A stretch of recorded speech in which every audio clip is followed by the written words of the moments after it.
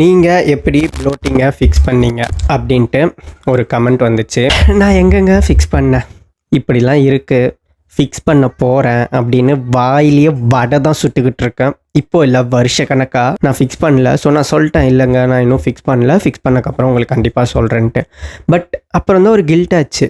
பார்க்குறவங்களுக்கு எதனா ஒரு வேல்யூ கண்டிப்பாக நம்ம ப்ரொடியூஸ் பண்ணணும். சும்மா பேசிகிட்டே இருந்தால் அது அவங்களுக்கும் எந்த வேல்யூவும் இல்லை, நானும் என் லைஃப்பில் இம்ப்ரூவ்மெண்ட் இருக்காது. ஸோ பேசுகிறத ஒரு சைடு வச்சுப்போம், ஃபிக்ஸ் பண்ணுறத இன்னொரு சைடு வச்சுக்கணுன்ட்டு நினச்சேன். சரி, how we can fix this bloating issue naturally அப்படின்ட்டு உட்காந்து பார்த்தேன். ஒரு 10 ways நோட் பண்ணியிருக்கிறேன்.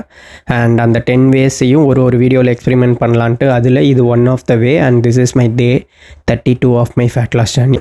ஓகே, ஏஐட்ட இந்த ஹேபிட்டை கொடுத்து டாப் 10ல் இதை வந்து பிளைண்ட் ரேங்கிங் பண்ணு அப்படின்னு சொன்னதுக்கு இது 3rd கொடுத்தது.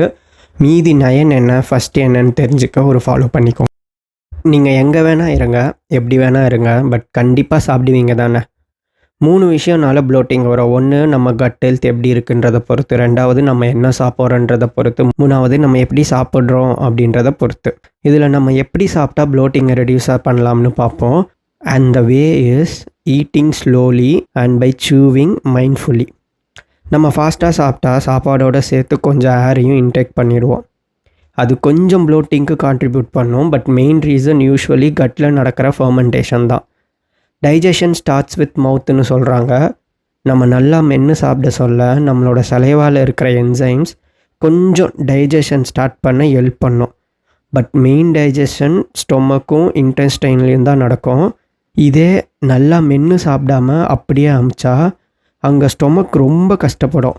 ப்ராப்பராக டைஜஸ்ட் ஆகலைன்னா அது குடலுக்கு போய் அங்கே பாக்டீரியாவோடு சேர்ந்து ஃபர்மெண்டேஷன் நடந்து கேஸ் ப்ரொடியூஸ் ஆகி ப்ளோட்டிங் ஆகும். பட் இதுவே ஸ்லோவாக காமாக சாப்பிட்றோன்னு வைங்க, நம்ம பாடி இவன் ஸ்ட்ரெஸ்ஸில் இல்லைன்னு நினச்சிக்கும்.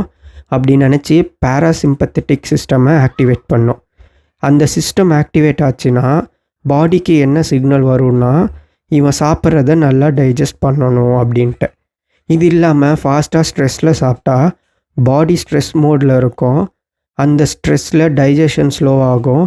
அதனால ப்ளோட்டிங் ஃபீல் அதிகமாக ஆகும். ஸோ இனிமேல் ஸ்லோவாக மென்று தின்னுவோம், ப்ளோட்டிங்கை வெல்லுவோம்.